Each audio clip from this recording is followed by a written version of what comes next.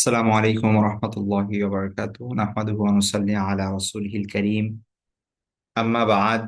বিসমিল্লাহির রহমানির রহিম। আলহামদুলিল্লাহ, আল্লাহ সুবহানাহু ওয়া তাআলার অশেষ কৃতজ্ঞতা জ্ঞাপন করছি, যিনি একটা লম্বা ব্রেকের পরে আমাদেরকে অবশেষে তৌফিক দিয়েছেন আমাদের ফরজে আইন কোর্সে জয়েন করার জন্য। তো আলহামদুলিল্লাহ, আমরা অলরেডি আমাদের 17টি সেশন শেষ করেছি। আজ থেকে আমাদের 18টি সেশন শুরু হচ্ছে, 18 নম্বর সেশন শুরু হচ্ছে এবং ইনশাল্লাহ আমাদের কোর্সের সমাপ্তি পর্যন্ত, অর্থাৎ আজকের পরে আরো প্রায় 12টি ক্লাস থাকবে। সেগুলো ইনশাল্লাহ শেষ করেই আমরা আহ ক্লাস কোর্স শেষ করবো। এর মধ্যে আশা করি কোনো ধরনের গ্যাপ পড়বে না। তো আপনাদের প্রতি অনুরোধ থাকবে যে যথাসময়ে ক্লাসে জয়েন করবেন ইনশাল্লাহ, এবং অবশিষ্ট যে ক্লাসগুলো আছে সেগুলোতে জয়েন করে শেষে যে পরীক্ষা হবে আমাদের সেটাই পার্টিসিপেট করবেন ইনশাআল্লাহ। তো লাস্টে যে ক্লাসগুলো চলছে এখন থেকে, আজকে থেকে মূলত মুআশারাত শুরু হচ্ছে আমাদের, এবং মুআশারাত, তারপর হচ্ছে আপনার হালাল হারাম আদব, এই টোটাল চারটা চারটা করে আহ 3টার 12টা ক্লাস আমাদের বাকি আছে। তো এই 12টা ক্লাস খুবই গুরুত্বপূর্ণ বিষয় থাকবে। এর আগে আমাদের যে বিষয়গুলো হয়েছে প্রধানত আকীদা, ইবাদত এবং মুআমালাত। আকীদা ইবাদতের স্বাভাবিক যে বিষয়গুলো, এগুলো সাধারণত আমরা জেনেই থাকি ওই বিষয়গুলো, কিন্তু মুআমালাত থেকে মূলত যে বিষয়গুলো পরবর্তীতে এসেছে এবং মুআশারাত থেকে এখন যে বিষয়গুলো শুরু হচ্ছে, সেগুলো অনেক ক্ষেত্রেই অবহেলিত। আমি আগের ক্লাসগুলোতে বলেছি যে আমাদের সমাজের সচেতন মুসলিম এর সংখ্যা খুবই খুবই অভাব। মানে আহ আমরা নিজেদেরকে সবাই মুসলিম দাবি করি, আল্লাহ ভালো জানেন কার ইমানের কি অবস্থা, কার আমলের কি অবস্থা। আল্লাহর কথায় আসলে মুসলমান নাম আছে কজন, সেটা আল্লাহ ভালো জানেন। বাকি আমরা তো আসলে যে নিজেকে মুসলিম দাবি করি তাকেই মুসলিম বলি। তো সেই জায়গা থেকেও প্র্যাকটিসিং মুসলিমের সংখ্যা খুবই কম। ঠিক আছে, আমরা বলে থাকি যে 90% মুসলিম মানে প্রধান দেশ বাংলাদেশ। তো আল্লাহ ভালো জানেন কত পার্সেন্ট। কিন্তু সত্যিকার অর্থে যদি আমরা দেখি যে প্র্যাকটিসিং মুসলিম মানে 5 ওয়াক্ত সালাত আদায় করেন, তারপর হচ্ছে ফরজ বিধানগুলো পালন করেন, হারাম থেকে বিরত থাকার চেষ্টা করেন, এবং এই এই এই ব্যাপারে কনসার্ন আছে, চিন্তিত তিনি। তো এই এই এই এই ক্যালকুলেশন করলে দেখা যাবে যে সেটার সংখ্যা খুবই নগণ্য।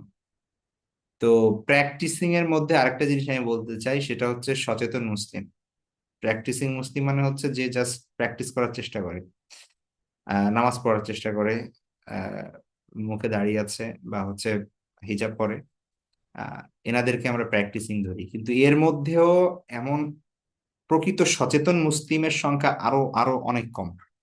তো সচেতন দ্বারা আমি বোঝাচ্ছি কি, সেটা হচ্ছে যে ধরুন একটা মানুষ নামাজ পড়ছে 5 ওয়াক্ত, এবং আহ, আমাদের সমাজে এমন অনেক মানুষ আছে 5 ওয়াক্ত নামাজ পড়ে, মসজিদে যায়, দাঁড়িয়ে আছে, হজ করে আসে, উমরা করে আছে, কিন্তু তার ব্যবসা হারাম, তার চাকরি হারাম, তার ব্যাংকে টাকা রেখে সে সুদ খাচ্ছে। তারপরে হচ্ছে কোনো ভ্রুক্ষেপ নাই, সে মনে করে যে নামাজ মানে মানেই হচ্ছে ইসলাম। ঠিক আছে। তো এই জায়গাগুলোই অনেক প্রবলেম আমাদের। অথবা ধরেন একজন মুসলিম, সে দেখা যাচ্ছে যে তার নামাজ পড়ছে, রোজা রাখছে, সবকিছু ঠিক আছে, কিন্তু ভাই ভাই কথা বলে না, ঝগড়াঝাটি, বাবা মার খোঁজ খবর নেয় না। তারপরে হচ্ছে আপনার কি বলে, এই ধরনের যে বিষয়গুলো আর কি। তো একজন মুসলিম মানে হচ্ছে সে কিভাবে, সে শুধুমাত্র যে মসজিদে যাবে 5 ওয়াক্ত নিয়ম মতো, শুধু এটাই না, বরং তার প্রত্যেকটা বিষয়ের ক্ষেত্রে সে সচেতন থাকবে। আল্লাহর যে নির্দেশনা আছে, ইসলামের যে নির্দেশনা আছে, সেটা শুধুমাত্র নামাজের ক্ষেত্রে না, শুধুমাত্র ইবাদতের ক্ষেত্রে না, প্রত্যেকটা ক্ষেত্রে। মানুষের, আপনার প্রতিবেশী আপনার দ্বারা কষ্ট পায়, আপনি 5 ওয়াক্ত নামাজ পড়ে নিজেকে অনেক মনে করছেন, অথচ আপনি এরকম আমাদের আমাদের সমাজে আমরা যদি খেয়াল করি, নিজেদের দিকে তাকাই, পরিবারের দিকে তাকাই, এমন অনেক জিনিস দেখতে পাবো আমরা। ঠিক আছে। তো দেখা যাচ্ছে যে আমি 5 ওয়াক্ত নামাজ পড়ি, আমি পর্দা করি, সবকিছু ঠিক আছে, কিন্তু আত্মীয় স্বজনের সাথে কথা বলতে গেলে, ফোনে কথা বলতে গেলে, বোনদের সাথে, মায়ের সাথে কথা বলতে গেলে দেখা যাচ্ছে যে আরেকজনের গীবত, আরেকজনের পরনিন্দা, চুগলখড়ি, এই জিনিসগুলো মানে ঘন্টার পর ঘন্টা আমরা কথা বলতে থাকি আরেকজনের নামে। তো তাহলে এটা কিভাবে আপনি একজন সচেতন মুসলিম হলেন? তো এই জন্য আহ, মানে এটা খুব ইম্পর্টেন্ট বিষয়। হ্যাঁ, মানে আমরা মনে করি যে ধরেন কেউ, আপনি যদি শোনেন কারো ব্যাপারে যে এই লোকটা হচ্ছে মদ খায় অথবা শূকরের মাংস খায়, তাহলে তার প্রতি একটা কেমন ঘৃণা কাজ করবে না? ছি ছি ছি, আস্তাগফিরুল্লাহ, এই লোকটা এমন করে। হ্যাঁ, মানে একদম আপনি তো তার গা ছুবেন না, মানে তার কাছে যাবেন না, এমন একটা অবস্থা। তার বাসায় যাবেন না যদি জানেন যে এই বাসায় শূকরের মাংস পাক করে খায় তারা। ঠিক আছে, তা আপনি তার বাসার পাশেই পাশেই যাবেন না, এমন একটা সিচুয়েশন। কিন্তু শূকরের মাংস খাওয়া যেরকম হারাম, গীবত করা তার থেকে বেশি হারাম, এটা মাথায় রাখবেন। ঠিক আছে, এটা আমাদের প্রত্যেকের ঘরে ঘরে। তো এখন এই যে যে সচেতনতাটা, এটা তো আমাদের মধ্যে নাই। ঠিক আছে, তো এই জায়গাগুলো ইসলামের খুব গুরুত্বপূর্ণ পার্ট, এগুলো আমাদের বুঝতে হবে। পারস্পরিক সম্পর্কের ব্যাপারে ইসলাম কি বলে, কার কি দায়িত্ব, কার কতটুকু রেসপন্সিবিলিটি, কার কতটুকু অধিকার, রাইটস, সেই বিষয়গুলো আমাদের বুঝতে হবে। ঠিক আছে, তো সেই ধারাবাহিকতায় আমরা আজকে মুআশারাত শুরু করছি। মুআশারাত মানে হচ্ছে মূলত পরস্পর আহ, সম্পর্কের ক্ষেত্রে অধিকার এবং কর্তব্যের আলোচনা। সেটা পিতামাতা সন্তানের হতে পারে, ভাই বোনের হতে পারে, আত্মীয় স্বজনের হতে পারে, প্রতিবেশীর হতে পারে, তাই না? অন্য সাধারণ মুসলিমের হতে পারে, বা একজন অমুসলিমের ক্ষেত্রে, বা এমনকি প্রাণী জীব জন্তুর ক্ষেত্রেও আপনার আপনি কতটুকু কি কি অধিকার কার আছে এবং কি আপনার কি কর্তব্য, সেই জিনিসগুলো জানা খুব জরুরি। ঠিক আছে, আল্লাহ সুবহানাহু ওয়া তাআলা সালাত আদায় করা যেমন ফরজ করেছেন, এই জিনিসগুলো ফরজ করেছেন। তো আপনি শুধুমাত্র একটা পার্ট ফলো করার কারণে অন্য সব কিছু থেকে দায় মুক্তি পেয়ে যাবেন, ব্যাপারটা এরকম না। এগুলো খুব গুরুত্বপূর্ণ বিষয়, এবং অধিকাংশ মানুষ এই সব কারণেই কিয়ামতের দিনে মানে তারা শোচনীয় অবস্থা হবে তাদের। ঠিক আছে, তো এগুলো খুব গুরুত্বপূর্ণ বিষয়। ঠিক আছে, তো আমাদের আজকের টপিক মুআশারাতের যে বিষয়টা, সেটা হচ্ছে মূলত অধিকার এবং কর্তব্য নিয়ে, স্পেসিফিক ভাবে পিতামাতা ও সন্তানের পারস্পরিক অধিকার এবং কর্তব্য। ঠিক আছে, পিতামাতা এবং সন্তানের পারস্পরিক অধিকার ও কর্তব্য নিয়ে। তো আমরা দেখুন, আজকে যে বিষয়গুলো আমাদের এখানে থাকছে সেখানে আহ প্রথমত হক শব্দের একটু ব্যাখ্যা আমরা করে নিই।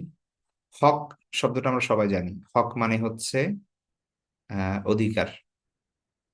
ঠিক আছে, মানে আল্লাহর হক বা মানুষের হক মেরে খাওয়া, এভাবে আমরা বলি না যে তার হক মেরে খেয়েছে অথবা তার হক আদায় করা। তো এই হক শব্দের অর্থ হচ্ছে মূলত অধিকার। ঠিক আছে, তো কারো রাইট, তো কোনো কারো রাইট কে ভায়োলেট করা যাবে না, সেটা আল্লাহর রাইট হোক বা মানুষের রাইট হোক। তো হক সাধারণত দুই ধরনের, একটা হচ্ছে হকুল্লাহ, আল্লাহর রাইট। আমাদের উপর আল্লাহর কিছু পাওনা আছে, সেগুলোকে বলা হয় হকুল্লাহ। যেমন আমাদের নামাজ পড়তে হবে, এবং এটা তো অন্য কারোর জন্য করি না, এটা আল্লাহর জন্যই করতে হবে আমাদের। ঠিক আছে, এবং না করলে আল্লাহ জবাবদিহিতার সম্মুখে, আল্লাহর সামনে আমাদের জবাবদিহি পেশ করতে হবে। তো এটা হচ্ছে হকুল্লাহ, যে ইসলামের যে ফরজ বিধানের কথা আমরা জানি, যে ইবাদত সংক্রান্ত যে বিষয়গুলো আছে, এগুলো সবই হকুল্লাহ। ঠিক আছে, এগুলো আল্লাহর হক, আল্লাহর রাইট। আর কিছু আছে যেগুলো হকুল ইবাদ। ইবাদ মানে হচ্ছে আব্দুনের বহু বচনে ইবাদ, আব্দ মানে বান্দা, ইবাদ মানে হচ্ছে বান্দাগণ। তাহলে বান্দা মানে হচ্ছে বোঝাচ্ছে মানুষ, মানুষের যে অধিকার। ঠিক আছে, এবং আল্লাহর অধিকার আপনার প্রতি সেটা হচ্ছে আল্লাহ আপনার কাছে পান যে আপনি পাঁচ ওয়াক্ত নামাজ পড়বেন, রমজান মাস আসলে রোজা রাখবেন, আপনি জাকাত দিবেন, সামর্থ্য থাকলে হজ করবেন। ঠিক আছে, এটা এটা আল্লাহর অধিকার, এটা আপনাকে দিতে হবে, আল্লাহকে দিতে হবে। তেমনি ভাবে মানুষের কিছু অধিকার আছে। ঠিক আছে, প্রত্যেকটা মানুষের আহ আশেপাশে মানে চারদিকে যদি আমরা তাকাই, তাহলে একদিক থেকে সে তার বাবা মা, তার ভাই বোন, আত্মীয় স্বজন, তার ওয়াইফ, তার সন্তান, তার আহ, প্রতিবেশী, তার কলিগ, তার বিভিন্ন মানে যাই বলি না কেন, আমরা চারিদিক থেকে মানুষ সামাজিক জীব হিসেবে যেহেতু সে অন্য দুজন মানুষের মাধ্যমে পৃথিবীতে আসে, সুতরাং পৃথিবীতে এমন কোনো মানুষ নাই যে তার কোনো নেই, মানে কোনো দায়বদ্ধতা নাই, কোনো সম্পর্ক নাই কারোর সাথে, এরকম তো হতে পারে না। ঠিক আছে। তো এমনকি বাবা মা মারা গেলেও তারপরে সন্তানের কর্তব্য থাকে তাদের প্রতি। ঠিক আছে, মারা যাওয়ার পরেও। তো তার মানে হচ্ছে পৃথিবীতে কোনো মানুষ মাত্রই তার কিছু রেসপন্সিবিলিটি আছে, সকলেই বাদ, সে সে চাই সমাজে সমাজে বসবাস করুক, অথবা সে যদি জঙ্গলে গিয়ে বসবাস করে তারপরেও সেটা তার উপর বর্তাবে। তো যাই হোক, সেটা আলাদা ব্যাপার। তো এই যে যত ধরনের হক্কুল ইবাদ আছে, এই সকল হক্কুল ইবাদের মধ্যে সব থেকে মানে সেন্সিটিভ এবং গুরুত্বপূর্ণ স্পর্শকাতর বিষয় হচ্ছে, মানে যেই সম্পর্কে ঘনিষ্ঠতা যত বেশি, সেইখানে অধিকার এবং কর্তব্যের মাত্রাও তত বেশি। ঠিক আছে। তো আমরা জানি বাবা মা এবং সন্তানের যে সম্পর্ক, এটার উপরে তো আর কিছুই হতে পারে না, তাই না? তো সেই সম্পর্ক নিয়ে আমরা আলোচনা করব আজকে, ইসলামের দৃষ্টিভঙ্গি এখানে কি আসলে। ঠিক আছে। তো একজন বাবা মা হিসেবে বা একজন সন্তান হিসেবে আমাদের জানা উচিত যে আমরা আমরা কি কি কর্তব্য আমাদের আছে। ঠিক আছে। তো একটা জিনিস আপনাদের শুরুতে বলে রাখি, সেটা হচ্ছে, দেখুন দুইটা শব্দ কিন্তু এখানে বলা হচ্ছে, একটা হচ্ছে অধিকার আর একটা হচ্ছে কর্তব্য। ঠিক আছে, এখানে খেয়াল করুন, একটা হচ্ছে অধিকার আর একটা কর্তব্য। অধিকার হচ্ছে রাইট, হক, যেটা আপনার পাওনা। ঠিক আছে, আমরা অধিকার আদায়ের জন্য এখন সবাই মিছিল করি, মিটিং করি। ঠিক আছে, অধিকার আদায় করার জন্য মানে আমাদের সামষ্টিক অধিকার আদায় করার জন্য আমরা সরকারকে চাপ দেই। তারপরে হচ্ছে তেমনি ভাবে সন্তানের অধিকার সে বাবা মার কাছ থেকে আদায় করে নেয়। ঠিক আছে, সামাজিক কোনো অধিকার আমরা এটার জন্য সালিশ করি, ঝগড়াঝাটি করি অধিকার পাওয়ার জন্য, ভাই ভাই লড়াই করে অধিকার পাওয়ার জন্য। ঠিক আছে। তো এটা হচ্ছে অধিকার, যেটা আপনার পাওনা। আর কর্তব্য, যেটা আপনার করণীয়, যেটা হচ্ছে অব্লিগেশন, যেটা আপনি করবেন, আপনার ডিউটি, রেসপন্সিবিলিটি, এটা হচ্ছে কর্তব্য। দুইটা দেখতে দুই জিনিস মনে হলে আসলে একই জিনিস। ঠিক আছে, আবার বলছি, অধিকার এবং কর্তব্য মূলত একই মুদ্রার দুই পিঠ, এপাশ আর ওপাশ। একজনের দৃষ্টিভঙ্গিতে এটা অধিকার, আর একজনের দৃষ্টিভঙ্গিতে এটা কর্তব্য। যেমন ধরেন,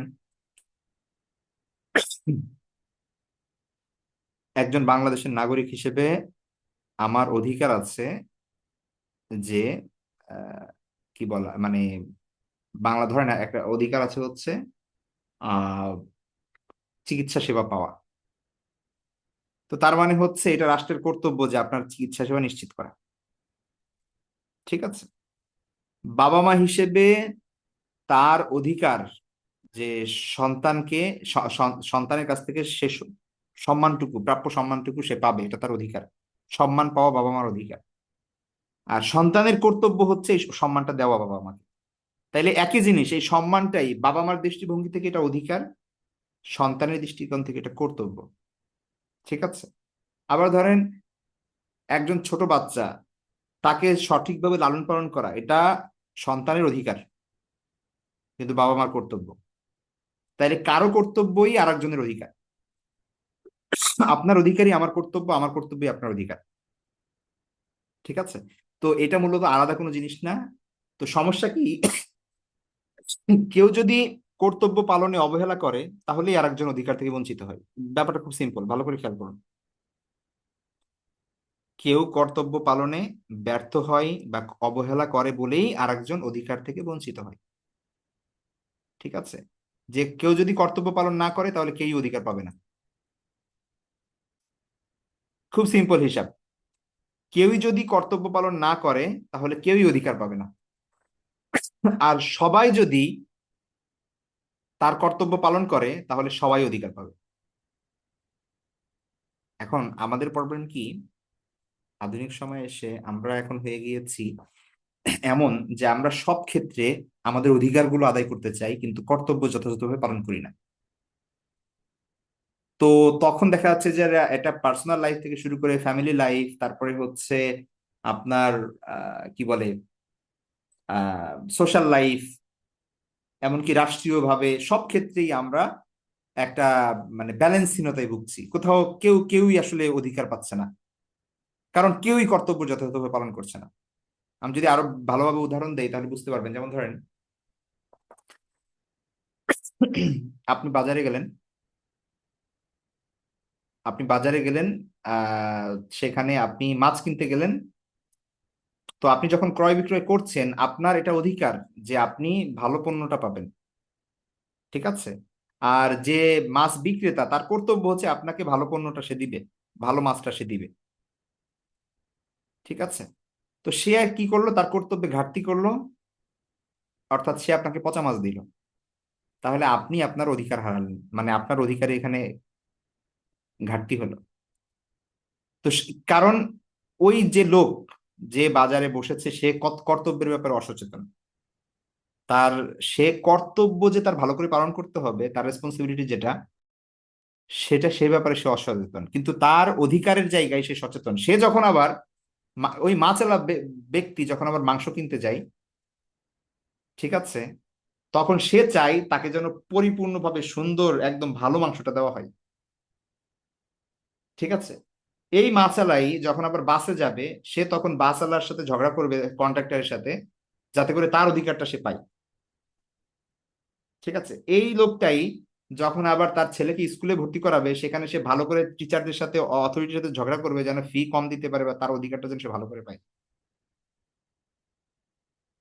তো ব্যাপারটা হচ্ছে কি, এখানে আমি শুধু এখানে একটা মাছ আলার উদাহরণ দিলাম, এখানে সব ক্ষেত্রে সবাই আমরা কর্তব্যে ঘাটতি করছি, কিন্তু অধিকারের জায়গায় সোচ্চার হচ্ছি। এটা আসলে এভাবে হয় না। এই দুইটা একই মুদ্রার এপিট আর ওপিট। আমরা সবাই যদি যার যার কর্তব্য পালন করি, অর্থাৎ মাছওয়ালা যদি তার কর্তব্য পালন করে সঠিক মাছটা দেয়, মাংসওয়ালা যদি সঠিক কর্তব্য পালন করে তার কাজটা করে, একজন আহ আহ, হাসপাতাল বলেন, স্কুল বলে, ডায়াগনস্টিক সেন্টার বলে, সব জায়গায় এখন ব্যবসা ব্যবসা ব্যবসা, সবাই তাদের কর্তব্যে ঘাটতি করছে। আর তাদের যেটা বোঝার পাওয়ার সেটা বুঝে নেওয়ার চেষ্টা করছে, যার কারণে যেটা হচ্ছে, কনফ্লিক্ট হচ্ছে, কেউই লাভবান হচ্ছে না আলটিমেটলি। এক জায়গায় আমি আমি মনে হচ্ছে যে আমি এদিক দিয়ে লাভ করছি, মাছওয়ালা মনে করছে যে ওকে পচা মাছটা দিয়ে আমি লাভ করছি, কিন্তু মাংসওয়ালার কাছে গিয়ে সে লস করে ফেলতেছে। আবার হসপিটালে গিয়ে সে লস করে ফেলতেছে, সে স্কুলে গিয়ে আবার সে লস করে ফেলতেছে, সে বাসে উঠে সে লস করে ফেলতেছে। অর্থাৎ এক জায়গা থেকে আমি লাভবান হচ্ছি, আর অন্য হাজারো দিক থেকে আমি লস করছি। তো এগুলো হচ্ছে একটা আরেকটার সাথে এমন ভাবে যুক্ত যে সমাজের প্রত্যেকটা মানুষই আমরা মানে এখানে লস করছি, কেউই লাভবান হচ্ছি না, ঠিক আছে? তো যে ডায়াগনস্টিক সেন্টার বা যে শিক্ষা প্রতিষ্ঠান শিক্ষার নামে বা চিকিৎসার নামে আপনার থেকে বেশি টাকা হাতিয়ে নিয়েছে, যেটা যে পরীক্ষা আপনার করা দরকার ছিল না সেগুলো আপনাকে দিয়ে দিয়েছে, সে মনে করছে আমি আমার এখানে লাভ হয়ে গেল, সেও আবার ওই মাছ কিনতে যেয়ে ঠকবে, মাংস কিনতে যেয়ে ঠকবে, চাল কিনতে যেয়ে ঠকবে, বা গাড়ি ভাড়ায় ঠকবে। তো প্রত্যেকেই যার যার জায়গা থেকে অধিকারের চিন্তা করছি, কিন্তু কর্তব্যের কোনো চিন্তা করছি না, ঠিক আছে? অথচ ইসলামের বিষয় যেটা, সেটা হচ্ছে ইসলাম সবার আগে ফোকাস করছে কর্তব্যে, যে সবার কর্তব্য পালন করতে হবে আগে, অধিকারের কথা পরে। কর্তব্য যদি সবাই পালন করে তাহলে সবার অধিকার সে এমনিই পেয়ে যাবে, ঠিক আছে?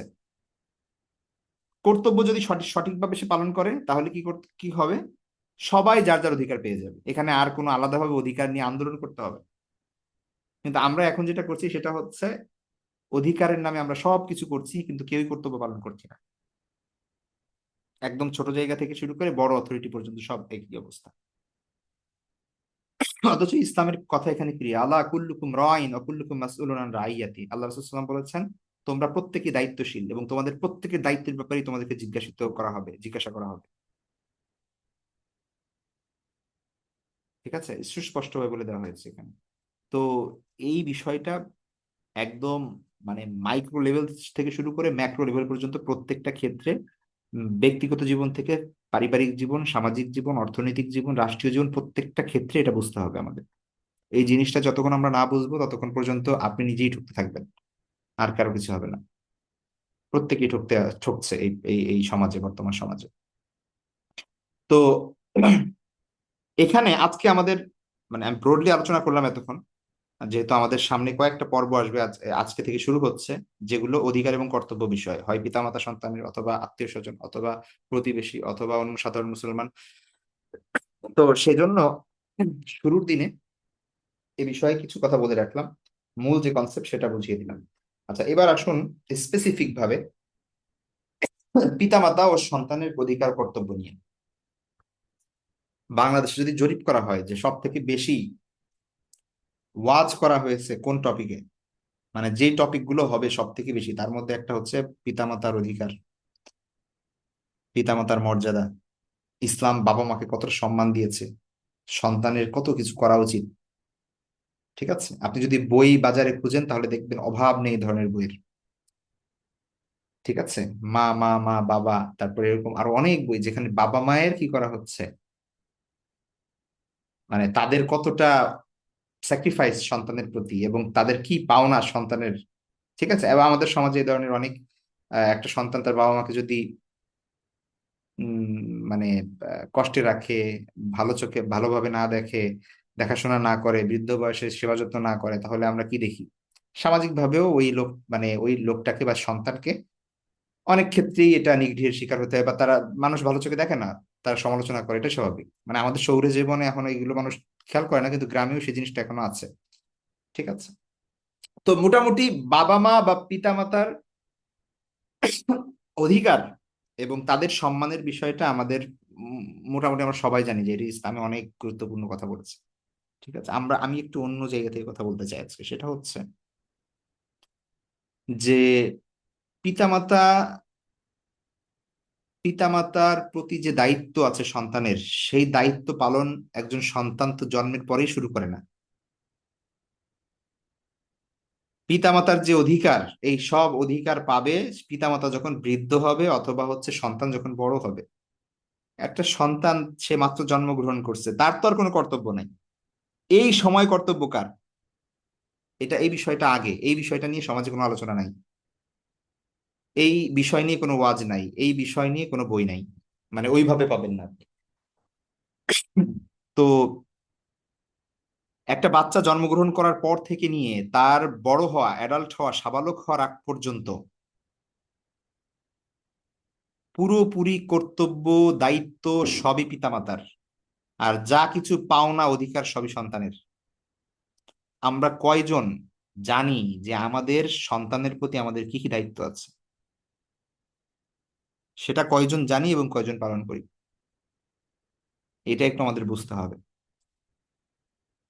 আপনি চিন্তা করছেন যে আমি বৃদ্ধ হলে আমার সন্তান আমাকে যেন ভালোভাবে রাখে, কিন্তু সে যখন ছোট ছিল আপনি কি তাকে ভালোভাবে রেখেছেন? সেটা হচ্ছে আগে ইম্পর্টেন্ট, এই কোশ্চেনটা আগে করতে হবে আমাদের।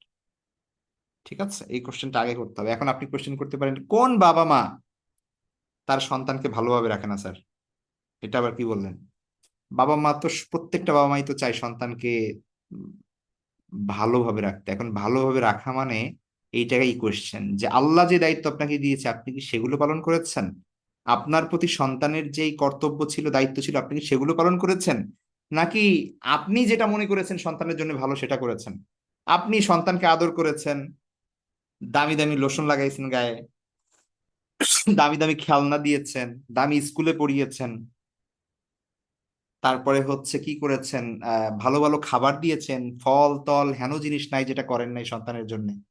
ঘুরতে নিয়ে গেছেন কক্সবাজার আর সমুদ্র সৈকতে। ঠিক আছে, পাহাড়ে সব জায়গা দেখিয়েছেন। কি করেন নাই? লক্ষ লক্ষ টাকা খরচ করেছেন সন্তানের জন্য। তো আপনার মনে হতে পারে আমি তো সব দায়িত্ব পালন করে শেষ। এগুলো তো প্রত্যেক বাবা মাই করে, এটা তো স্বাভাবিক, এটা তো আপনার নেচার থেকে আপনি করবেন। বাকি আপনার উপর যে দায়িত্ব দেওয়া ছিল সেগুলো কি আপনি পালন করেছেন? আপনার সন্তান আল্লাহর পক্ষ থেকে আমানত, আল্লাহর পক্ষ থেকে দান। তো সেই আমানত আল্লাহ যেভাবে পালন করতে বলেছেন, তাকে দেখতে বলেছেন, বা তার যেই পরিচর্যা, যেই প্রতিপালন দিতে বলেছেন, আপনি সেটা দিয়েছেন? আপনি যদি এখানে ব্যর্থ হন, আপনার তো এই অধিকার নাই যে আপনি পরে বলবেন যে আমি সন্তান থেকে এই পাই। আপনি তো তাকেই প্রপার পাওনাটা দেননি। তো এই জিনিসটা আমাদের খুব ভালো করে বুঝতে হবে। আপনার সন্তান আপনার না, আপনি হচ্ছেন একটা মাধ্যম এই পৃথিবীতে আরেকটা মানুষ জন্মানোর। পৃথিবীর নেচারই এমন যে দুইজন মানুষের মাধ্যমে আরেকজন মানুষ আসবে, এভাবে এভাবে চলতে থাকবে, আদম আলাইহিস সালাম থেকে এভাবে চলছে। তো আপনার সন্তান আপনি যা খুশি তাই করবেন, এই অধিকার আপনার নেই। আল্লাহ একটা সন্তান জন্মগ্রহণ করেন এই পৃথিবীতে, দেন। আল্লাহ রাসূল সাল্লাল্লাহু আলাইহি ওয়াসাল্লাম বলেছেন, কুল্লু মাউলুদিন ইউলাদু আলাল ফিতরা, একদম একটা নিউট্রাল স্টেটে সেই সন্তানটা জন্মগ্রহণ করে। সে যে বড় হয়ে আল্লাহকে ভুলে যাচ্ছে, সে যে ইসলামী শিক্ষাটা পাচ্ছে না, সে যে পাপাচারে লিপ্ত হচ্ছে, সে আল্লাহর বিরোধিতা করছে, সে কাফের হচ্ছে, মুশরিক হচ্ছে, নাস্তিক হচ্ছে, সংশয়বাদী হচ্ছে, বা প্র্যাকটিস করছে না ইসলাম, এই সব দায়িত্ব আপনার। সব দায়িত্ব আপনার বাবা মায়ের। এক্সেপশন নাই আমি সেটা বলছি না, কিন্তু মানে 99% ক্ষেত্রে বাবা মার কারণে এরকম হয়। আল্লাহ রাসূল সাল্লাল্লাহু আলাইহি ওয়াসাল্লাম নিজে বলেছেন হাদিসের মধ্যে, যে বাবা মা সন্তানকে মুশরিক করে, বাবা মা সন্তানকে নাসারা বানায়, বাবা মা সন্তানকে ইহুদি বানায়। ঠিক আছে, তো আপনার সন্তান আজ যে অবস্থায় আছে সেটার জন্য আপনি দায়ী। সে যদি নামাজ না পড়ে এটার জন্য অনেকটা আপনি দায়ী। সে যদি পর্দা না করে এটার জন্য অনেক ক্ষেত্রে আপনি দায়ী। সে যদি ইসলামের পথে না থাকে সেটার জন্য আপনি দায়ী, এবং কিয়ামতের দিন আল্লাহ পাই পাই করে সেগুলো হিসাব নিবেন। খুব সাবধান। তো দায়িত্ব, আমরা সবাই শুধু ওয়াজ করি আর বই লিখি যে বাবা মার মর্যাদা, আর সন্তানের দায়িত্ব কি বাবা মার প্রতি। সন্তানের দায়িত্ব তো পরে, সে যখন কামাই করবে, বাবা মাকে দেখবে, বাবা মার প্রতি খেয়াল রাখবে, তাদের সেবা শুশ্রূষা করবে, সেটা তো অনেক পরে। সে যে ছোটবেলা থেকে বড় হয়েছে অ্যাডাল্ট পর্যন্ত, তার 12 14 15 বছর পর্যন্ত, তার জন্ম থেকে সেই পর্যন্ত বাবা মা কি যথাযথভাবে তার প্রতিপালন করেছে? কয়জন করে এই বাংলাদেশে বা এই পৃথিবীতে, আমাদের সমাজে আমরা যদি আশেপাশে তাকাই, সেটা হচ্ছে ইম্পর্টেন্ট এখানে বিষয় বোঝা। তো আপনি যখন আপনার দায়িত্ব পালন করবেন না, আপনার নৈতিক অধিকার নাই যে আপনি আরেকজনের কাছ থেকে অধিকার তালাশ করবেন। তো এইটাই আমি বলছি, যে একজনের আ- অধিকার আর একজনের হচ্ছে কর্তব্য। তো আপনার কর্তব্য যদি যথাযথভাবে আপনি পালন না করে থাকেন, আপনার সন্তান অধিকার থেকে বঞ্চিত হয়েছে। তাহলে বড় হয়ে সে তার কর্তব্য যথাযথভাবে পালন করবে না, এবং আপনি আপনার অধিকার থেকে বঞ্চিত হবেন। এটাই তো হবে, তাই না? এটাই তো হবে। এখন বৃদ্ধাশ্রমে দিয়ে আসছে বাবা মাকে, এখন বাবা মার খোঁজ নেয় না, এখন বাবা মাকে অসম্মান করে, এখন সম্পদ দামি বাবা মার থেকে। কেন? কারণ সন্তান তাকে, আপনি মানে সে কি শিক্ষা দিয়েছেন আপনি সারা জীবন তাকে, যে আপনাকে সে দামি মনে করে না, বা আপনাকে সে গুরুত্বপূর্ণ মনে করে না, বা আপনাকে কষ্ট দিতে পারে, তার বুক কাঁপে না? এটা এটা কিভাবে সম্ভব? কারণ আপনি তার শিক্ষাটাই যথাযথভাবে দেননি। তার যে অধিকার ছিল সেটা আপনি বঞ্চিত করেছেন, এবং তার একটা ফলাফল আপনি পাচ্ছেন। এটা খুবই খুবই গুরুত্বপূর্ণ একটা কথা। ঠিক আছে, তো আমাদের বুঝতে হবে যে পিতামাতার দায়িত্ব কর্তব্য, অ্যাজ অ্যাজ প্যারেন্টস, এইটা আমাদের জানা উচিত, এটা আমাদের বুঝতে হবে। আপনার সন্তান বড় হয়ে কি হচ্ছে তার দায়ভার কে নিবে? এটা আপনারই নিতে হবে। আপনি কি শিক্ষা দিচ্ছেন তার উপরে এই বিষয়টা নির্ভর করছে।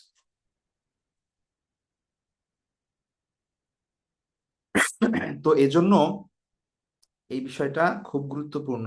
আমরা একটু অন্যভাবে চিন্তা করি, বোঝার চেষ্টা করি। ঠিক আছে, বোঝার চেষ্টা করি। মানে এটা, তো আপনাদের সমাজে তাকালেই, আশেপাশে আমাদের সমাজে তাকালেই আমরা বুঝি যে আসলে কি হচ্ছে সমাজে। মানুষ কত কিছু করছে, বাবা মা আস্তে আস্তে কতটা অবহেলিত হচ্ছে। সেটা আমাদের, মানে এটা আমি আমি এখন বলতে, আরো করে বলতে পারি, আমাদের ফ্যামিলিতে অনেক ক্ষেত্রে দেখা যাচ্ছে যেমন হয়, খুব কাছের ফ্যামিলি, আত্মীয় স্বজনের মধ্যে। ঠিক আছে, তো এটার কারণ কি? কারণ হচ্ছে বাবা মারই এখানে অনেক ক্ষেত্রে দোষ। সেটা হচ্ছে যে ছোটবেলা থেকেই তাদের যে পরিচর্যা, আমি জাস্টিফাই করছি না এখানে যে ছেলেরা যা, সন্তানরা যা করতেছে সেটা সঠিক করতেছে এরকম কিছু না। ঠিক আছে, তারা তো তাদের, মানে ওইটা তো তারা তো অবশ্যই ভুল করছে, এবং সেটা শাস্তি তো তারা পাবেই, বা তার পরিণতি তাদের ভোগ করতেই হবে। কিন্তু আমি যেটা বলছি সেটা হচ্ছে যে একটা সন্তান, তাকে যদি সত্যিকার অর্থে দ্বীনের জ্ঞান না দেওয়া হয়, কোরআনের জ্ঞান না দেওয়া হয়, কোরআন, আল্লাহর ভয় যদি তার অন্তরে না ঢোকানো হয়, পরকালের চিন্তা যদি তার মাথায় না থাকে, তাহলে তো সে যা খুশি তাই করবে। আজকে আপনাকে ভালোবাসছে, এই জন্য আপনার জন্য জীবন দিয়ে দিবে। যখন ভবিষ্যতে তার ওয়াইফ হবে, তার সন্তান হবে, তখন তো তার ভালোবাসা সবাই দিকে, তখন আপনার দিকে খেয়াল করবে না, সেটাই স্বাভাবিক। তাই না? কিন্তু যখন আপনি কোরআন এবং হাদিস শিক্ষা দিবেন, ইসলাম শিক্ষা দিবেন, দিন শিক্ষা দিবেন, তখন তার ভারসাম্য তৈরি হবে তার মধ্যে। তখন হচ্ছে সে বুঝবে যে আমার কোনটা কর্তব্য, আমার কোনটা ইম্পর্টেন্ট, কোনটা আমি করতে পারি, কোনটা করতে পারি না। ঠিক আছে। তো এই যে শিক্ষা দেওয়ার দায়িত্ব, এটা কার ছিল?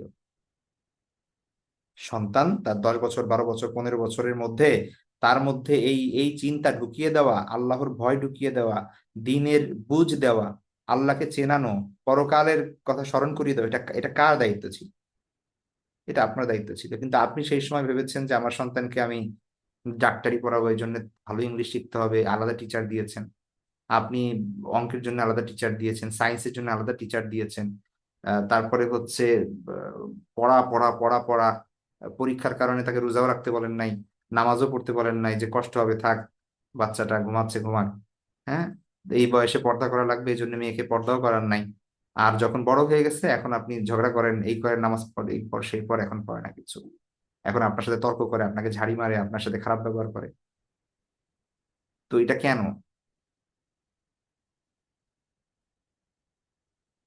তো এটা তো এখন এই সন্তানকে তো আসলে ওয়াজ করে লাভ নাই। এই সন্তানকে যদি আপনি এখন হাজারো ওয়াজ করেন যে পিতামাতার মর্যাদা এই, ঠিক আছে, সন্তানের দায়িত্ব কর্তব্য, ও তো শুনবে না।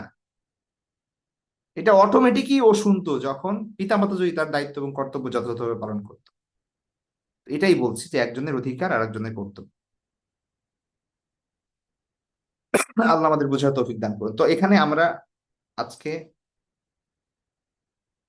পিতামাতার দায়িত্ব কর্তব্য কি সন্তানের প্রতি, ঠিক আছে, সেগুলোর সে কিছু বিষয় আমরা তুলে ধরছি। প্রথমত পিতামাতার দায়িত্ব হচ্ছে সন্তানের জন্য আল্লাহর কাছে দোয়া করা। আমরা যদি কোরআনের কথা দেখি তাহলে দেখবো যে, কোরআন হাদিসের কথা যদি আমরা দেখি তাহলে দেখবো যে সন্তানের যদি দোয়ার অনেক কথা বলা হয়েছে। হাদিসের মধ্যে আল্লাহ রাসূলুল্লাহ সাল্লাল্লাহু আলাইহি ওয়াসাল্লাম বলছেন যে সালাসু দাওয়াত মুস্তাজাবাত লা শাক্কা ফিহিন্না, 3 ধরনের দোয়া আল্লাহর কাছে কবুল হয়, এ ব্যাপারে কোনো সন্দেহ নাই, কোনো সন্দেহ ছাড়াই কবুল হয়। ঠিক আছে। তার মধ্যে একটা হচ্ছে দাওয়াতুল ওয়ালিদ, বাবার দোয়া, পিতার দোয়া, বা পিতা বা মাতার দোয়া এখানে আর কি। ঠিক আছে। তো এই জন্যে আপনার সন্তানের জন্য আপনি দোয়া করুন। ঠিক আছে, তাকে শুধুমাত্র এই দোয়া করে না যে সে পরীক্ষায় পাশ করুক, একজন ভালো মানুষ হওয়ার তৌফিক দান করে যে আল্লাহ যেন তাকে। ঠিক আছে, তার সে অনেক কামাই করুক, শুধু এই দোয়া করবেন না, তার জন্য দুনিয়া এবং আখিরাতের কল্যাণ কামনা করুন। একজন একজন দিনকে যেন প্রায়োরিটি দিতে পারে সে দুনিয়ার উপর, সেই দোয়া করেন তার জন্য।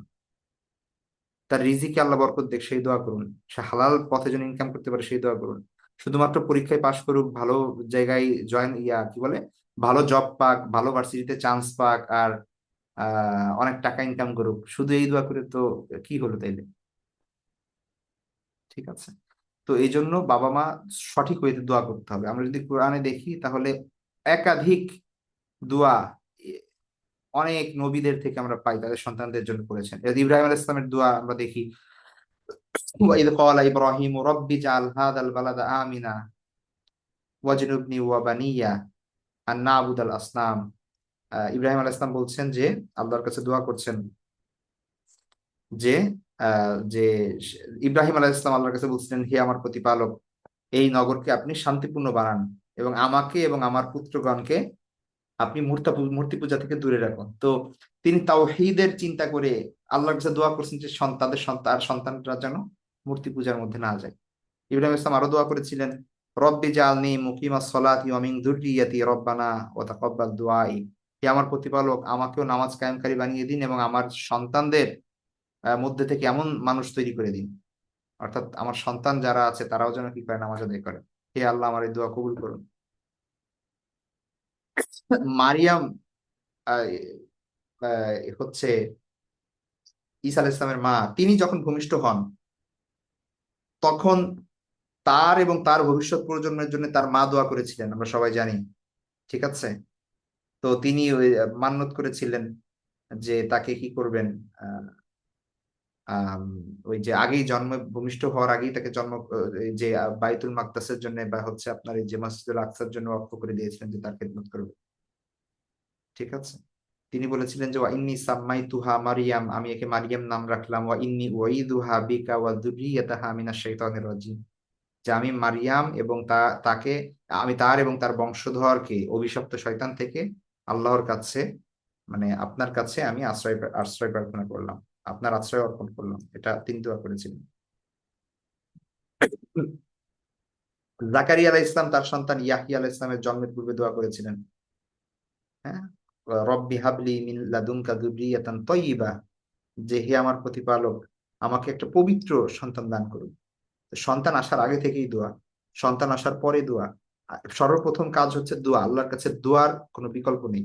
বাবা মা হিসেবে সন্তানের কাছে দোয়া করতে হবে, ঠিক আছে।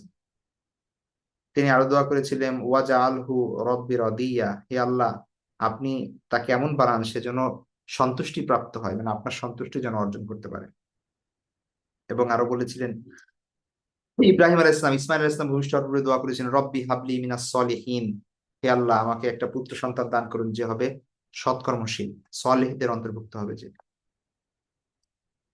তো তেমনি ভাবে আমরা আহ আরো জানি এরকম দোয়া কোরআনে আরো অসংখ্য জায়গায় এসেছে, যেখানে আল্লাহ সুবহানাহু ওয়া তাআলা বর্ণনা করেছেন যে তার পূর্বের নবীরা তার সন্তানদের জন্য দোয়া করেছেন, ঠিক আছে।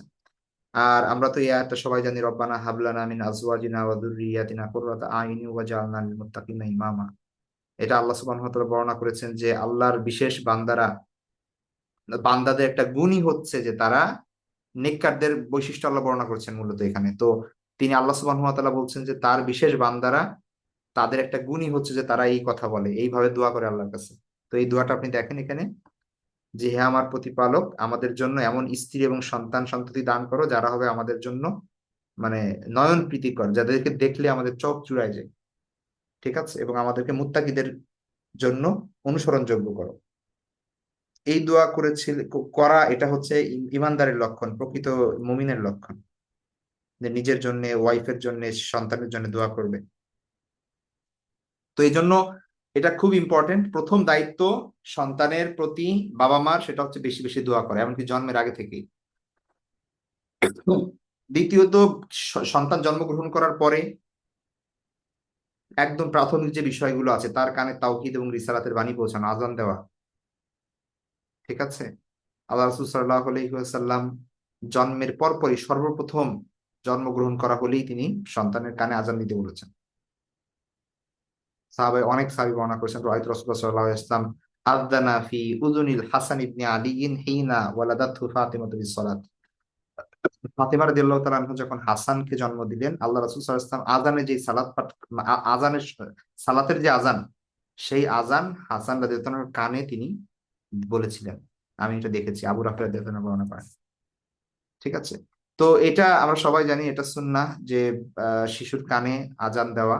এর মানে কি? তার মানে একটা মানুষ যখন সর্বপ্রথম পৃথিবীতে আসছে, সর্বপ্রথম তার কানে যাবে আল্লাহর আল্লাহু আকবার, আল্লাহু আকবার, আল্লাহর বড়ত্ব, লা ইলাহা ইল্লাল্লাহ, তাওহীদের বাণী, মুহাম্মাদুর রাসূলুল্লাহ, আল্লাহর রাসূলের রিসালাত, রাসূল সাল্লাল্লাহু আলাইহি ওয়াসাল্লামের রিসালাত, সালাতের কথা যাবে, এইটা সর্বপ্রথম তার কানে ঢুকবে, ঠিক আছে। তো এইটা হচ্ছে একটা বড় নিদর্শন যে আপনি কোনটাকে প্রায়োরিটি দিচ্ছেন, কোন বিষয়টা আপনার জীবনে গুরুত্বপূর্ণ। তো এটা যদি শুরু থেকেই যদি না করা হয়, তাহলে আস্তে আস্তে আস্তে আস্তে দেখা যাচ্ছে যে আর এই জিনিসগুলো সম্ভব হয় না। 3 নাম্বার দায়িত্ব বাবা মার, সন্তানকে ভালো ও সুন্দর উপদেশ দেওয়া। একদম ছোটবেলা থেকে শুরু করে বিভিন্ন সময় যখন যেভাবে প্রযোজ্য হয়, যখন যেভাবে উপযুক্ত হয়, সুন্দর সুন্দর উপদেশ দিতে হবে। এখন সুন্দর উপদেশ কি? সুন্দর উপদেশ বিভিন্ন ধরনের হতে পারে। আমরা জানি আল্লাহ রাসূল সুবহানাহু ওয়া তাআলা কোরআনে লুকমান আলাইহিস সালামের কথা বলেছিলেন, তিনি তার সন্তানকে উপদেশ দিয়েছিলেন। কি উপদেশ দিয়েছিলেন আমরা একটু দেখি। ওয়াইদ ক্বালা লুকমানু লিবনিহি ওয়া হুয়া ইয়াইযুহু ইয়া বুনাইয়া লা তুশরিক বিল্লাহি ইন্নাশ শিরকা লাযুলমুন আযীম। এক নাম্বার যে উপদেশ তিনি দিয়েছিলেন সেটা হচ্ছে তাওহীদ ও একত্ববাদের, শিরিক থেকে দূরে থাকতে বলেছিলেন তার সন্তানকে, যে হে আমার সন্তান, হে আমার প্রিয় পুত্র, আল্লাহর সাথে কাউকে শরীক করো না, ইন্না শিরকা লাযুলমুন আযীম। ছোটবেলা থেকেই বাচ্চাকে শিক্ষা দিতে হবে যে তাওহীদ, তাওহীদ, একমাত্র আল্লাহ, একমাত্র আল্লাহ, আমাদের আমাদের প্রয়োজনে যেন আমরা আল্লাহকে চাই, আমাদের বিপদে যেন আমরা আল্লাহকে ডাকি, সবকিছুর ক্ষেত্রে আল্লাহ আল্লাহ আল্লাহ, এটা ছোটবেলা থেকে শিক্ষা দিতে হবে, ঠিক আছে। যেটা আমরা হাদিসের মধ্যে দেখি, আল্লাহ রাসূল সাল্লাল্লাহু আলাইহি ওয়াসাল্লাম যখন আব্দুল্লাহ ইবনে আব্বাস রাদিয়াল্লাহু তাআলা, তার চাচাতো ভাই ছোট, তিনি তাকে একা পেয়ে তিনি আল্লাহ রাসূল সাল্লাল্লাহু আলাইহি ওয়াসাল্লাম তাকে বললেন ইয়া বুনাই, তারপরে তিনি বললেন যে ইদা সাআলতা ফাসআলিল্লাহ, তো যখন তুমি তোমার যদি কিছু চাওয়ার থাকে আল্লাহর কাছে চাও। ওয়াইদা স্তানতা ফাস্তাইন বিল্লাহ, যদি তোমার কোনো সাহায্যের দরকার হয়, আল্লাহর কাছে সাহায্য চাও। ছোটবেলা থেকেই বাচ্চাদেরকে এইভাবে উৎসাহিত করা যে তোমার প্রবলেম, তুমি আল্লাহর কাছে চাও, দেখো তুমি 2 রাকাত নামাজ পড়ো, আল্লাহর কাছে চাও, এটা শিক্ষা দেওয়া বাচ্চাকে। 2 নাম্বার, যে উপদেশ তিনি দিয়েছিলেন আমরা যদি সেখানে দেখি, তিনি বাচ্চাকে ঈমান এবং বিশ্বাসের শিক্ষা দিয়েছিলেন, উপদেশ দিয়েছিলেন যে যেখানেই সে থাকে, যে অবস্থাতেই থাকে, আল্লাহর ভয় যেন তার অন্তরে থাকে, আল্লাহ যে তাকে দেখেন সেটা যেন তার অন্তরে বদ্ধমূল থাকে। এই জিনিসটা যদি থাকে, সে কোনো অপরাধে জড়িত হতে পারবে না। আপনি দূরে দিয়ে রেখেছেন সন্তানকে লেখাপড়ার জন্য, আপনি ভয়ে টেনশনে আছেন, কি করে না করে, মাদকাসক্ত হয় নাকি খারাপ ছেলেদের সাথে থাকে, অন্যায় করে না কি করে, টেনশনে আপনি বাঁচেন না। আপনি যদি ছোটবেলা থেকে বাচ্চাকে এই তার অন্তর যদি এই বিশ্বাস বদ্ধমূল করতে পারেন যে যেখানেই থাকে আল্লাহ তাকে দেখছে, আল্লাহর ভয় যেন তার অন্তরে থাকে, এটা যদি একবার গেঁথে যায় তার অন্তরে, তাহলে সে যেখানেই থাকুক আপনি নিশ্চিন্তে থাকতে পারবেন এবং আল্লাহর উপর আপনি ভরসা করে থাকতে পারবেন। তো আমরা সেটা দেখি, লুকমান আলাইহিস ইসলাম তার উপদেশে বলছেন, ইয়া বুনাইয়া ইন্নাহা ইন তাকু মিসকালা হাব্বা মিন খারদাল ফাতাকুন ফি সখরাতিন আও ফিস সামাওয়াতি আও ফিল আরদি ইয়াতি বিহাল্লাহ ইন্নাল্লাহা লাতীফুন খাবীর। হে হে আমার সন্তান, সরিষা দানার কোনো কিছু, সরিষার বরাবর যদি কোনো কিছু হয় এবং তা যদি কোনো পাথরের ভেতর থাকে, আকাশের উপরে থাকে বা জমিনের নিচে থাকে, আল্লাহ কিয়ামতের দিন সেটাও উপস্থিত করবে। ঠিক আছে, আল্লাহর আনুগত্যের উপদেশ দিতে হবে। তিনি তারপরে উপদেশ দিচ্ছেন, ইয়া বুনাইয়া আকিমিস সলাতা ওয়া'মুর বিল মারুফ ওয়ানহা আনিল মুনকার ওয়াসবির আলা মা আসাবাক ইন্না যালিকা মিন আজমিল উমুর। তিনি বলছেন যে হে আমার সন্তান, নামাজ কায়েম করো, মানুষকে সৎ কাজের আদেশ করো, মন্দ কাজে বাধা দাও, এবং তোমার যদি কোনো কষ্ট আসে তাহলে সবর করো, ধৈর্য ধারণ করো। তো দেখেন কত চমৎকার উপদেশ। এটা শুধু উপদেশ বলতে, এটা ছোটবেলা থেকে বাচ্চাকে এই শিক্ষা দিতে হবে, যেন সে অন্যায় দেখলে যেন সে বলে যে এটা অন্যায়। আমরা এখন কোনো কিছু হইলেই সন্তানদেরকে দূরে সরে রাখি আর কি, মনে করি যে বোধহয় আহ ওদিকে গেলে তার ক্ষতি হবে। ঠিক আছে, মানুষকে ভালো কাজের আদেশ দেওয়া, মন্দ কাজ থেকে বিরত রাখার ছোটবেলা থেকে শিক্ষা দিতে হবে।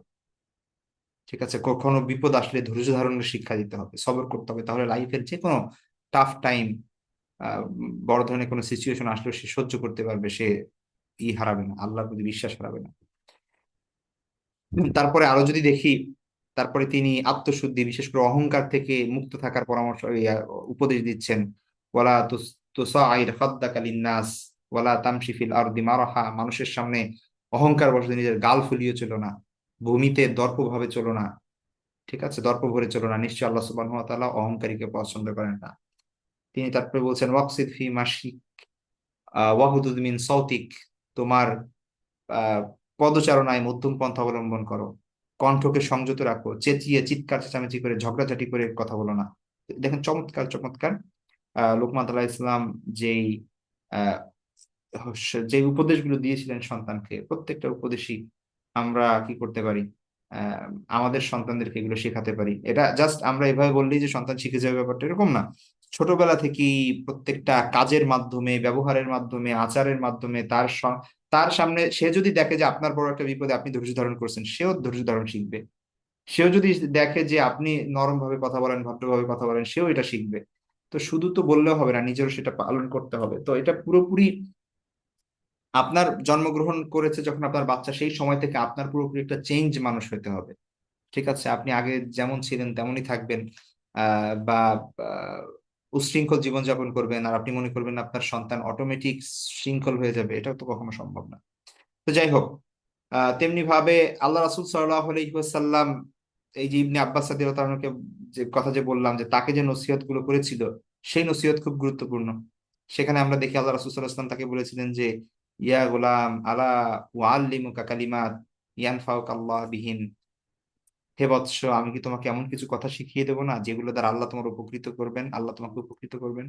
এরপরে আল্লাহ রাসূল সাল্লাল্লাহু আলাইহি ওয়াসাল্লাম কয়েকটা উপদেশ তাকে দেন, ইহফাজিল্লাহ তাজিদহু আমামাক, যে তুমি আল্লাহকে হেফাজত করো, আল্লাহ তোমার হেফাজত করবে। তুমি আল্লাহকে হেফাজত করো, আল্লাহকে তোমার সম্মুখে পাবে তুমি।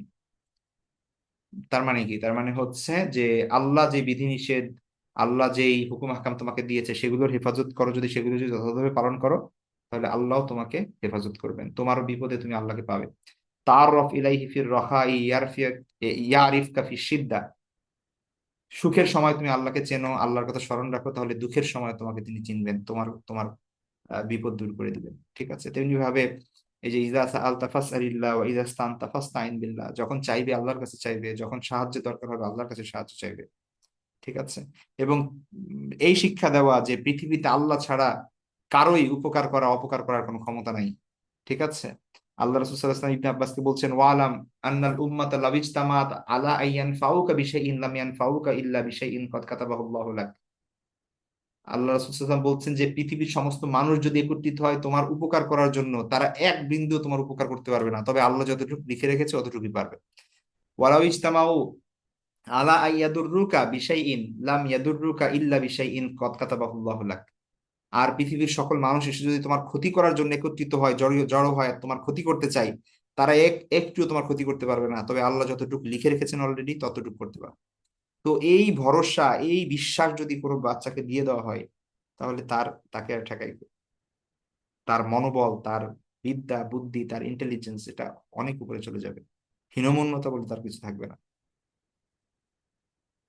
তো যাই হোক, তাকদীরের ফয়সালা শিক্ষা দেওয়া, আল্লাহর ফয়সালার উপর সন্তুষ্ট হওয়ার শিক্ষা দেওয়া, তো এগুলো আমরা এগুলো থেকে পাই। হ্যাঁ, তারপরে হচ্ছে এরকম আরো অনেক হাদিস আছে যেখানে আমরা নসিহত পাই যে একটা সন্তানকে, বাচ্চাকে কিভাবে কোন জিনিসগুলো শিক্ষা দিতে হবে আমাদের। আচ্ছা, তারপরে এগুলো গেল হচ্ছে উপদেশ। তারপরে স্নেহের পরশের প্রতিপালন, অবশ্যই আমরা এটা করি, এই জিনিসটা আলহামদুলিল্লাহ আমাদের মধ্যে আছে। বাবা মা চাই সব দিক থেকে সন্তানকে সুখে রাখতে, তার কোনো কোনো ব্যথা না পায়, কোনো কষ্ট না হয়। ঠিক আছে, আল্লাহ সুবহানাহু ওয়া তাআলা মায়ের বিশেষ করে অন্তরে ওই যত্ন নেওয়ার সেই স্নেহ, ভালোবাসা, মমতা ওটা দিয়ে দিয়েছেন। ঠিক আছে, ওইটা না হলে কোনো সন্তানই আসলে বাঁচতে পারতো না।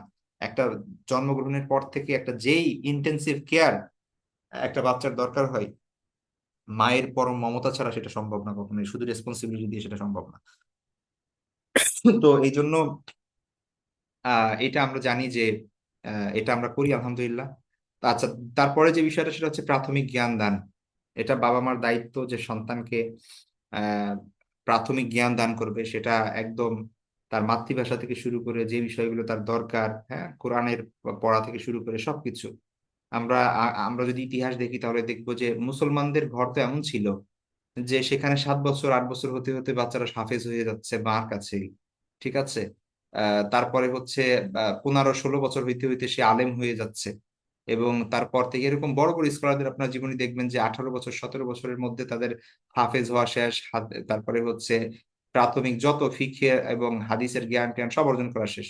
এরপর থেকে তারা সফরে বের হয়ে যেত দূরে দূরে, বিভিন্ন শায়খের সাথে দেখা করতো, তারপরে কিতাব লিখতো, বিভিন্ন জিনিস করতো। কিন্তু বেসিক যে জ্ঞান ট্যান, যতটুকু আমরা মূলত একজন আলেম হওয়ার জন্য যতটুকু দরকার হয়, এগুলো তারা 15-16 বছরের মধ্যে সব শেষ করে ফেলতো। কারণ তারা 7-8 বছরের মধ্যে হাফেজ হয়ে যেত, কোরআন মেমোরাইজ করে ফেলতো। ঠিক আছে, ওই ছোটবেলা থেকে তার মায়ের মুখে শুনতে শুনতে শুনতে শুনতে। তো এইটা এটা হচ্ছে এই মানে এটা এটা হচ্ছে এটাই আমাদের ঐতিহ্য ছিল, মুসলিম ঐতিহ্য এটাই ছিল। ঠিক আছে, এখন আধুনিক সময়ে এসে আমরা বাবা একদিকে চাকরিতে যাচ্ছে, মা একদিকে চাকরিতে যাচ্ছে, বুয়ার কাছে ফেলে যাচ্ছে। এখন আহ, পশ্চিমা কান্ট্রিতে বেবি সিটার আছে, ওই ওই কালচার আমাদের সমাজে আছে। আমরা বাচ্চাকে সে কিছুই বোঝে না তাকে কিন্ডার গার্ডেনে দিয়ে দিচ্ছি, জাস্ট মানে আহ, ই করার জন্য, আমরা ব্যস্ত এই জন্য। তো যার কারণে ফলশ্রুতিতে আপনি যেরকম মানে যত্ন নিবেন, প্রোডাক্টটাও আপনি সেভাবে সেরকম পাবেন, ওই ওই রকমই আপনার বাচ্চা বড় হবে, সেরকমই শিখবে এবং আপনার সঙ্গে ট্রিট করবে সেভাবে।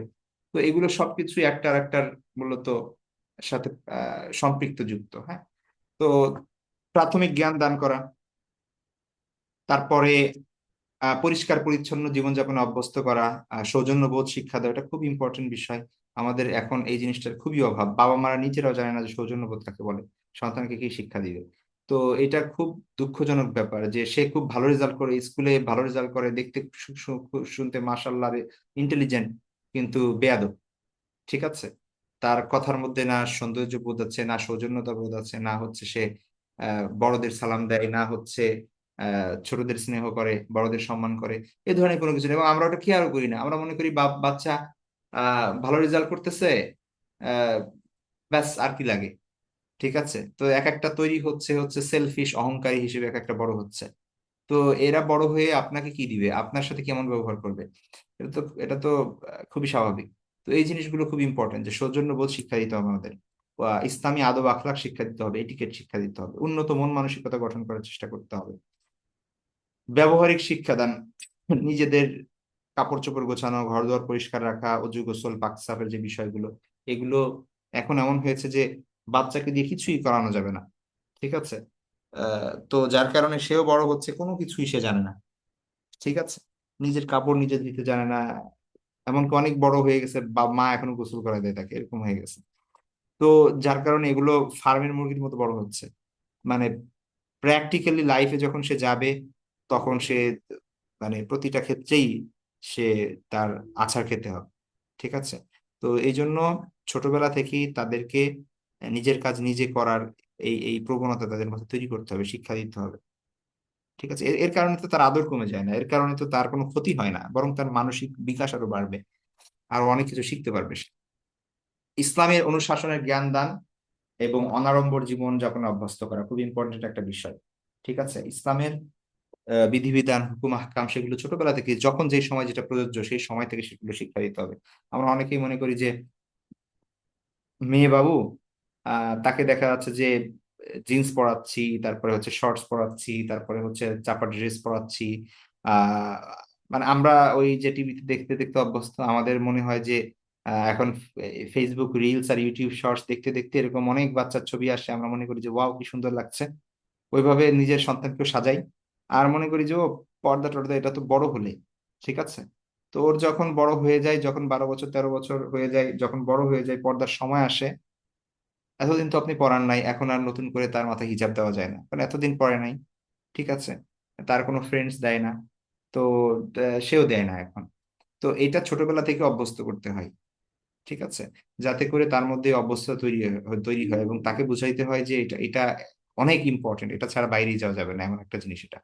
তো যখন আপনি সেই শিক্ষাটা দিতে পারবেন, তখন অটোমেটিক তার মধ্যে সেই জিনিসটা ঢুকে যাবে। তেমনি ভাবে নামাজের বিষয়, রোজার বিষয়, অন্যান্য গুরুত্বপূর্ণ বিষয়, যখন যেই সময় যেটা প্রযোজ্য, 7 বছর বয়স থেকে নামাজের কথা বলা হয়েছে, 10 বছর বয়সে যেন, বয়স হতে হতে সে যেন অভ্যস্ত হয়ে যায় পুরোপুরি। ঠিক আছে, তো ওইভাবেই করা। এমন অনেক বাচ্চা আছে 10 বছর 12 বছর নামাজ বাবা মা বলেও না, সে নিজেও পড়ে না। আর তো যার কারণে সে এটা অভ্যস্ত হয়ে ওঠে না। যখন সে হঠাৎ করে জানতে পারে যে আমার উপর নামাজ ফরজ, তার এতদিন তো অভ্যাস ছিল না, তো যার কারণে সে আগের অভ্যস্ততার মধ্যেই থাকে। তো ছোটবেলা থেকেই নামাজ ফরজ হওয়ার আগ থেকেই তার অভ্যস্ততা তৈরি করা, এটা খুব গুরুত্বপূর্ণ বিষয়। তো তারপরে পুত্র কন্যা বা ওর সন্তানদের মধ্যে সমতা বিধান করা, এটাও বাবা মার একটা দায়িত্ব। ঠিক আছে, অনেক একটা সন্তানকে খুব বেশি ভালো জানা আর একজনকে অবহেলা করা, এটা যেন না হয়। তো সন্তান বড় হয়ে গেলে বিবাহ প্রদান করা এবং বিবাহ বা তালাকপ্রাপ্ত কন্যাকে আশ্রয় দেওয়া, এটা বাবা মার দায়িত্ব। তো যাই হোক, এই বিষয়গুলো হচ্ছে মূলত আহ সন্তানের প্রতি বাবা মার যে দায়িত্ব কর্তব্য আছে, সেই বিষয়টাকে আমি আগে নিয়ে এসেছি। মূলত এই বিষয়গুলো আমাদের ফোকাস করা হয় না বর্তমান সময়ে, আমরা শুধু ফোকাস করি হচ্ছে বাবা মার কি মর্যাদা আছে, বাবা মার প্রতি সন্তানের কি কর্তব্য আছে। তো আপনি যদি এই দায়িত্বগুলো পালন করেন সন্তানের প্রতি, ওই সন্তানকে ওয়াজ করে বোঝানো লাগবে না যে তোমার বাবা মাকে তোমার দেখাশোনা করতে হবে বা তোমার বাবা মার প্রতি তোমার অনেক দায়িত্ব আছে। সে অটোমেটিকই বড় হয়ে দায়িত্ববান সন্তান হবে। কিন্তু আপনি যখন আপনার দায়িত্বে অবহেলা করবেন, আপনি আপনার সন্তানকে যখন এই জায়গাগুলো শিখাবেন না, তখন বড় হয়ে তাকে ওই 1 ঘন্টার ওয়াজ শোনায় এর কোনো লাভ নাই। ঠিক আছে, স্বাভাবিকভাবে এমনটাই হয়। তো এটা হচ্ছে একটা ব্যাপার। সন্তান খুব গুরুত্বপূর্ণ একটা বিষয়, কারণ আমরা সবাই জানি যে হাদিসের মধ্যে এসে সাল্লাল্লাহু আলাইহি ওয়াসাল্লাম বলেছেন যে ইদা মাতাল ইনসান ইনকতা আনহু আমালু, একজন মানুষ যখন মারা যায় তার সকল আমল কেটে যায়, একদম বন্ধ হয়ে যায়। ইল্লা মিন সালাসাতি আশিয়া, 3টা বিষয় ব্যতীত। 1 নম্বর হচ্ছে সদকা জারিয়া, 2 নম্বর হচ্ছে ইলম ইউনতাফাউ বিহি, যে ইলম আপনি রেখে গেছেন যার দ্বারা মানুষের উপকার হচ্ছে, একটা বই লিখে গেছেন, বা ইলমি কোনো খেদমত আপনি রেখে গেছেন যেটার মাধ্যমে মানুষ উপকৃত হচ্ছে, তো সেটা সব আপনি পাবেন। সদকায় জারিয়া যদি রেখে যান, এমন কিছু করে গেছেন ভালো কাজ, যেটা চলছে, আপনি একটা মসজিদ দিয়ে গেছেন, একটা মাদ্রাসা দিয়ে গেছেন, বা ভালো কোনো প্রতিষ্ঠান করে গেছেন যেখানে ভালো কাজ চলছে, মানুষ হচ্ছে, তো সেখানে যতদিন ওই প্রতিষ্ঠান থাকবে ততদিন আপনি সওয়াব পাবেন। অথবা আও ওয়ালাদিন সালিহিন ইয়াদউ লাহু, যদি সুসন্তান থাকে, সৎ নেককার সন্তান থাকে, সে যদি বাবা মার জন্য দোয়া করে, তাহলে সেই দোয়াটাও বাবা মা পাবে। ঠিক আছে। তো এই জন্য একজন সুসন্তান রেখে যাওয়া এর থেকে বড় অ্যাসেট আর পৃথিবীতে অন্য কোনো কিছু হতে পারে না, কোনো কিছুই হতে পারে না। ঠিক আছে। তো এটা নিজেদের স্বার্থে সন্তানকে সুসন্তান বানাতে হবে, নিজেদের স্বার্থে। এটা খুব ইম্পর্টেন্ট বিষয়। আচ্ছা, এবার আসেন, আমরা সবাই জানি যে বিষয়, পিতা মাতার প্রতি সন্তানের কি কর্তব্য। আমরা কোরআনে এই আয়াতটা, আমরা সূরা ইসরা বনী ইসরাইলের আয়াত, যেটা ওয়াকাদা রাব্বুকা আল্লা তা'বুদু ইল্লা ইয়্যাহু ওয়া বিল ওয়ালিদাইনি ইহসানা।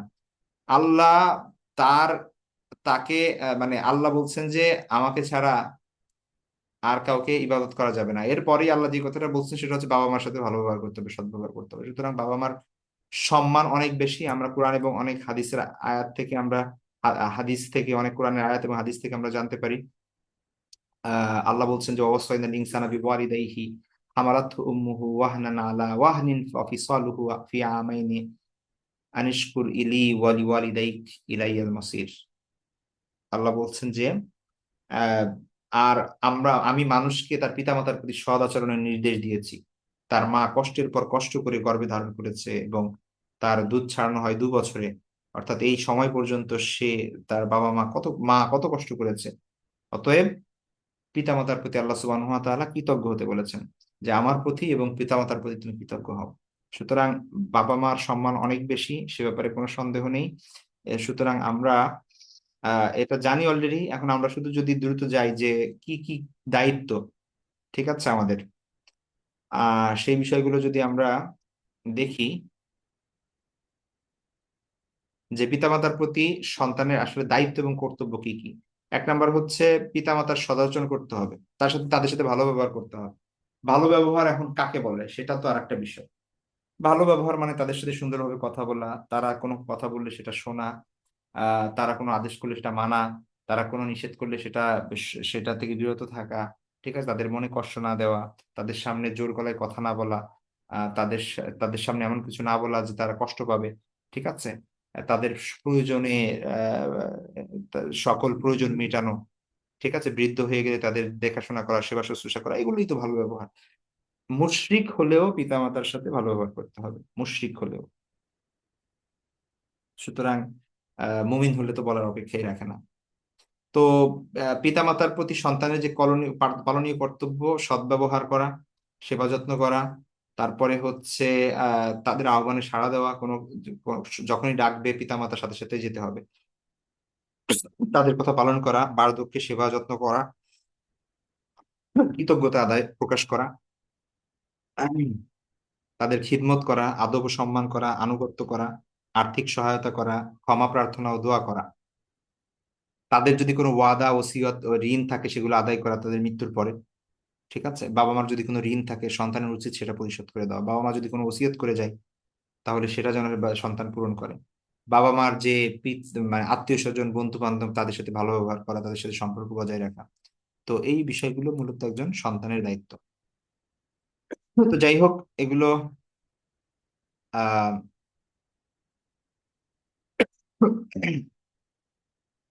এগুলো খুব গুরুত্বপূর্ণ বিষয়। আমরা আশা করি ইনশাল্লাহ এগুলো পড়বো, বোঝার চেষ্টা করব, নিজেরা আমল করব। এবং আহ কারণ এগুলো, দুনিয়া যাই হোক না কেন, একভাবে তো জীবন চলেই যাবে। মূল হচ্ছে পরকালে আল্লাহ সুবহানাহু ওয়া তাআলা যেন এই কথা না বলে যে তোমাকে আমি একটা সন্তান দিয়েছিলাম, সে তো আমার বান্দা, কিন্তু তুমি তো তাকে আমার পথ থেকে তাকে বিচ্যুত করে ফেলেছো। তখন বাবা মা হিসেবে আমরা কি জবাব দিব? এটা একটা বড় বিষয়, যেটা আমাদের কনসার্ন হওয়া উচিত, যে বিষয়। ঠিক আছে। তো বাবা মা মানে শুধু বাবা মা না, বাবা মা মানে অনেক বড় রেসপন্সিবিলিটি। আর শুধুমাত্র বাবাকে মানে ফিডার খাওয়ানো আর প্যাম্পাস কিনে আনা, এটাই হচ্ছে দায়িত্ব, শেষ না। ঠিক আছে। এখানে এখানে অনেক অনেক দায়িত্ব আছে, অনেক বড় দায়িত্ব আছে, অনেক বড় প্ল্যান আছে, অনেক বিষয় চিন্তা ভাবনা করতে হবে। বাচ্চাকে আদব কায়দা শিখাতে হবে, দিন শিখাতে হবে, আল্লাহকে চিনাতে হবে, পরকালের ভয় ঢুকাতে হবে। এগুলো সব থেকে ইম্পর্টেন্ট জিনিস। ঠিক আছে। আপনি তাকে সপ্তাহে কয়দিন গরুর মাংস খাওয়াচ্ছেন আর কয়দিন মুরগির মাংস খাওয়াচ্ছেন, কয়দিন বিরিয়ানি খাওয়াচ্ছেন, কত ভালো পোশাক দিচ্ছেন, কোথায় ঘুরতে নিয়ে যাচ্ছেন, এগুলো থেকে ওগুলো ইম্পর্টেন্ট বেশি। তো এই জায়গায় অবহেলা হলে দুনিয়া এবং আখিরাতে এর ভোগ আমাদেরই করতে হবে, এর এর প্রায়শ্চিত্ত আমাদেরই ভোগ করতে হবে। তো যাই হোক, আল্লাহ আমাদের তৌফিক দান করুন। আমাকে আপনাদের সকলকে আল্লাহ বোঝার তৌফিক দান করুন এবং সে অনুযায়ী আমল করার তৌফিক দান করুন। তো আজকে আমাদের এই পর্যন্তই থাকবে। কারো যদি কোনো কোশ্চেন না থাকে, আমরা নেক্সট ক্লাস ইনশাল্লাহ আবার আমরা আমাদের পরবর্তী সেশন, সরি, হ্যাঁ, নেক্সট ক্লাস হচ্ছে আমাদের পরশুদিন ইনশাল্লাহ। ঠিক আছে, আমাদের ধারাবাহিক যে সোম, বুধ এবং শুক্রবার সম্ভবত আমাদের ক্লাস হতো, তো সেইভাবেই আমাদের চলবে ইনশাল্লাহ। ঠিক আছে, আল্লাহ হাফিজ, আসসালামু আলাইকুম রহমতুল্লাহ। ওয়ালাইকুম আসসালাম ওয়া রাহমাতুল্লাহি ওয়া বারাকাতুহু।